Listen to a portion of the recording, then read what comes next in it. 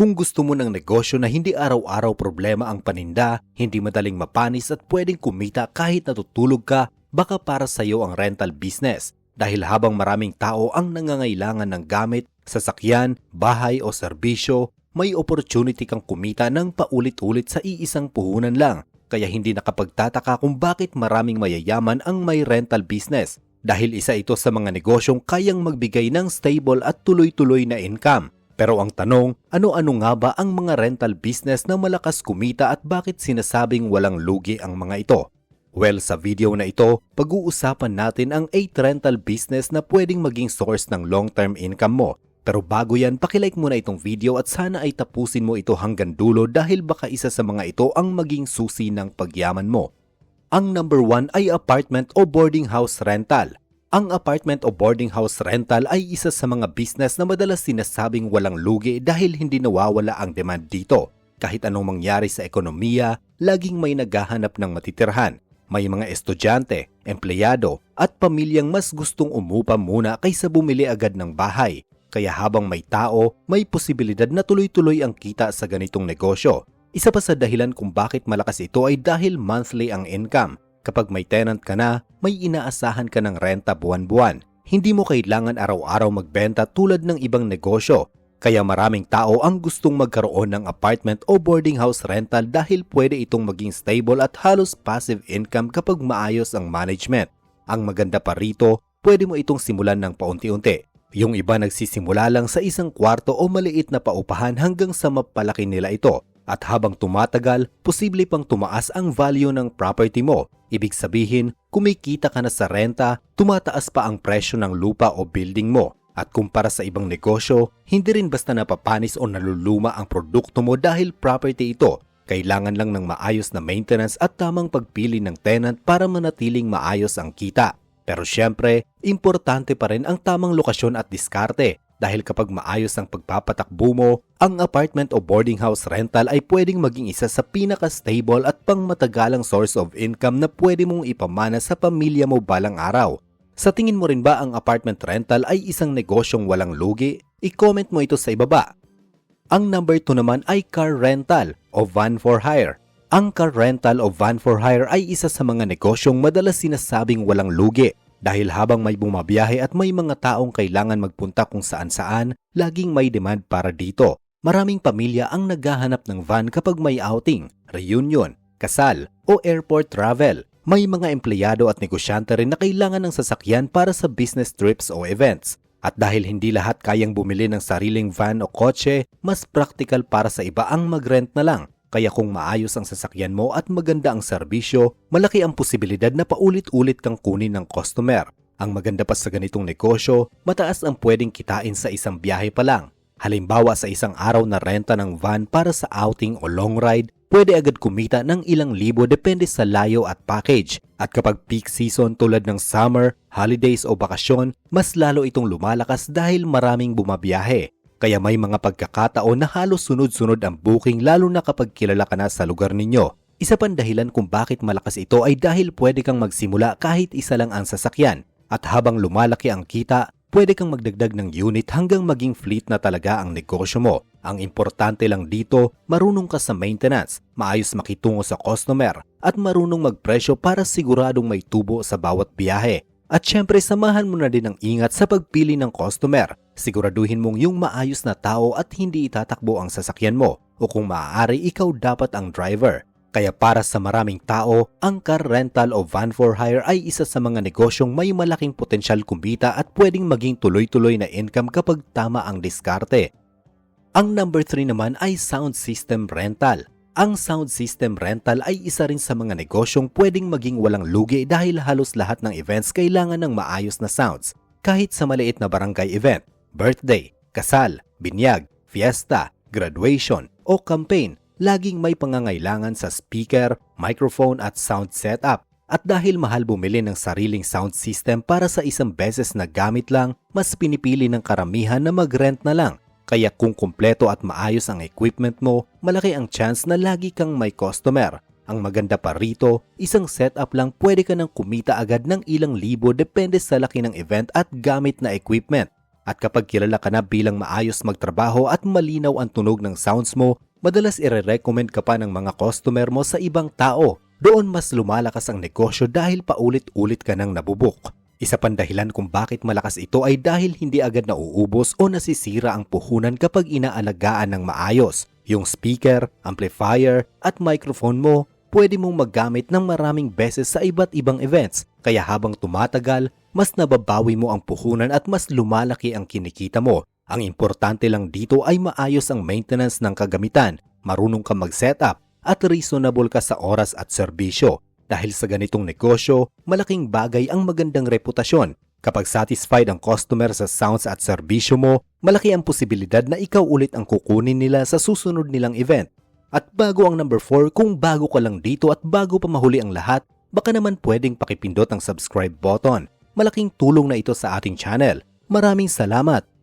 Ang number 4 natin ay equipment rental. Ang equipment rental o pagpaparenta ng mga tools at construction equipment ay isa rin sa mga negosyong pwedeng maging walang lugi. Dahil habang may mga bahay, building at iba't ibang proyekto na ginagawa, laging may nangangailangan ng kagamitan. Hindi kasi lahat ng tao o kontraktor ay gustong bumili ng mamahaling tools lalo na kung minsan lang nila gagamitin. Kaya mas practical para sa marami ang mag-rent na lang ng welding machine, concrete mixer, jackhammer, scaffolding, tile cutter o iba pang construction tools. Ang maganda sa negosyong ito, isang equipment lang pwede nang kumita ng paulit-ulit. Halimbawa, yung isang makina na nabili mo ngayon, pwede mo pa itong maparenta sa iba't ibang tao sa loob ng maraming taon basta maayos ang pag-aalaga at maintenance. Kaya habang tumatagal, mas nababawi mo ang puhunan at tuloy-tuloy pa rin ang kita. Malakas din ito dahil maraming maliliit na kontraktor o skilled workers ang mas gustong umupa kaysa bumili agad ng sariling equipment. Mas mababa kasi ang gastos nila at hindi na nila problema ang maintenance o storage. Kaya kapag kilala ka na may maayos at kumpletong gamit, may posibilidad na maging suki mo pa ang mga customer. Ang importante lang dito ay matibay at maayos ang equipment mo. Malinaw ang usapan sa renta at reasonable ka sa pag-maintain ng mga gamit. Kapag maayos ang sistema mo, malaki ang posibilidad na maging stable at pangmatagalang negosyo talaga ito. Ang number 5 ay tent, tables at chairs rental.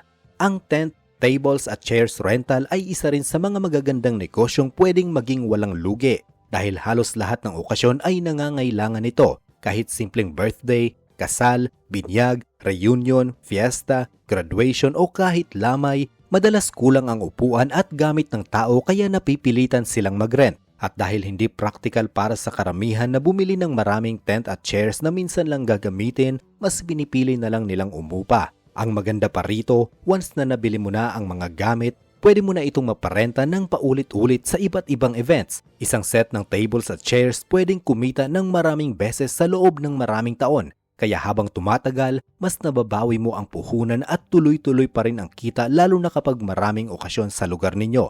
Malakas din ang ganitong negosyo dahil madalas sabay-sabay ang events lalo na tuwing summer, December at fiesta season. Kaya may mga pagkakataon na fully booked ang mga nagpaparenta ng tent at chairs. At kapag maayos ka kausap, maaga mag-deliver at malinis ang gamit mo, malaki ang chance na mai-recommend ka pa sa ibang tao. Ang importante lang dito ay maayos ang pag-maintain ng mga gamit at marunong ka sa scheduling para hindi magka-problema sa bookings. Kapag maayos ang serbisyo mo, malaking posibilidad na maging stable at pangmatagalang negosyo ito. At number 6, power generator rental. Ang power generator rental ay isa sa mga negosyong pwedeng maituring na walang lugi dahil habang mas maraming event, negosyo at construction projects, mas lalo ring tumataas ang demand dito. Sa panahon ngayon, maraming lugar ang nakakaranas ng brownout o kulang sa stable na kuryente. Kaya kapag may handaan, concert, negosyo o construction site, malaking problema kapag nawalan ng power. Dito pumapasok ang generator rental business dahil ikaw ang nagiging solusyon sa isang importanteng pangangailangan. Ang maganda pa rito, hindi mo kailangan araw-araw may customer para kumita. Isang booking lang ng generator, lalo na sa events o malaking proyekto, pwede ka nang kumita ng malaki sa loob lang ng isang araw o ilang oras. At dahil rental ito, paulit-ulit mong mapapakinabangan ang parehong equipment. Habang maayos ang maintenance at alaga sa makina, pwede itong magamit ng maraming taon kaya sulit na sulit ang puhunan. Malakas din ito sa probinsya lalo na sa mga lugar na madalas mawalan ng kuryente o may mga outdoor events. Pati mga negosyo minsan nagre-rent para may backup power kapag may emergency. Kaya hindi lang iisang klase ng customer ang pwede mong pagkakitaan. Ang sikreto lang dito ay siguraduhing maayos at reliable ang generator mo dahil kapag alam ng tao na hindi ka pumapalya, sila mismo ang paulit-ulit na babalik sa'yo. Kaya kung pag-uusapan ang negosyong may mataas na demand at pwedeng magbigay ng tuloy-tuloy na kita, isa talaga ang power generator rental sa mga magandang negosyo na dapat mong pag-isipan. At kung umabot ka hanggang dito, i-comment mo naman sa ibaba kung taga saan ka para alam ko kung hanggang saan nakaabot ang videong ito. At ang number 7 naman ay videoke o karaoke rental. Ang videoke o karaoke rental ay isa sa mga negosyong masasabi talagang bagay na bagay sa Pilipinas dahil likas na mahilig kumanta ang mga Pilipino. Kahit simpleng birthday, binyag, reunion, fiesta, inuman o simpleng salo-salo lang, halos hindi nawawala ang videoke. Kaya naman habang may mga okasyon at mahilig sa kantahan ng mga tao, laging may posibilidad na may magre-renta ng karaoke setup mo. Ang isa sa pinakamagandang bagay sa negosyong ito ay hindi mo na kailangan magkaroon ng malaking pwesto o maraming empleyado para kumita. Isang maayos na videoke setup lang na may magandang sound system, microphone at updated na kanta, pwede ka nang magsimula. At dahil rental business ito, paulit-ulit mong ginagamit ang parehong kagamitan. Ibig sabihin, habang tumatagal at nababawi mo na ang puhunan, mas lumalaki na ang kita mo kada booking. Malakas din ang videoke rental sa probinsya dahil halos buwan-buwan may fiesta, birthday o barangay event. Kahit sa simpleng handaan, gusto ng mga Pilipino na may kantahan para masaya ang okasyon. At ang maganda pa rito, kadalasan whole day o overnight ang renta kaya sulit ang bayad sa isang booking pa lang. Kapag nadagdagan mo pa ng extra services tulad ng ilaw, speaker o mini stage setup, mas malaki pa ang pwede mong kitain. Isa pa sa dahilan kung bakit pwedeng maging negosyong walang lugi ito ay dahil madaling makapag-repeat customers. Kapag maayos ka kausap, on time ka mag-deliver at maganda ang quality ng tunog, malaki ang chance na ikaw ulit ang tatawagan nila sa susunod na okasyon. Kaya sa bansang mahilig sa kantahan at kasiyahan tulad ng Pilipinas, hindi mawawala ang demand sa videoke o karaoke rental business. Ang number 8 at panghuli natin ay syempre ang opinion mo. Ikaw ba, ano sa tingin mo ang rental business na pwedeng maging negosyong walang lugi? I-comment mo ito sa ibaba. Alam ko na marami sa inyong manonood ang mas maraming ideya kaysa sa akin. I-share mo naman ang nalalaman mo. At yan ang ilan sa mga rental business na pwedeng magbigay ng tuloy-tuloy na kita at pwedeng maituring na walang lugi basta tama ang diskarte at marunong kang mag-alaga ng gamit at customer. Ang maganda sa rental business, isang puhunan lang pero pwede mo itong pagkakitaan ng paulit-ulit sa loob ng maraming taon. Kaya kung naghahanap ka ng negosyong may malaking demand at pwedeng maging stable ang income, isa sa mga rental business na ito ang pwede mong simulan. At kung nagustuhan mo itong video ay huwag mo namang kalimutang pindutin ang subscribe button para kapag nag-a-upload ako ay mapapanood mo kaagad. At hanggang dito na lamang muna, naway nasa mabuti kayong kalagayan. Laging tatandaan, ang utak nyo mismo ang susi sa pagyaman. Goodbye.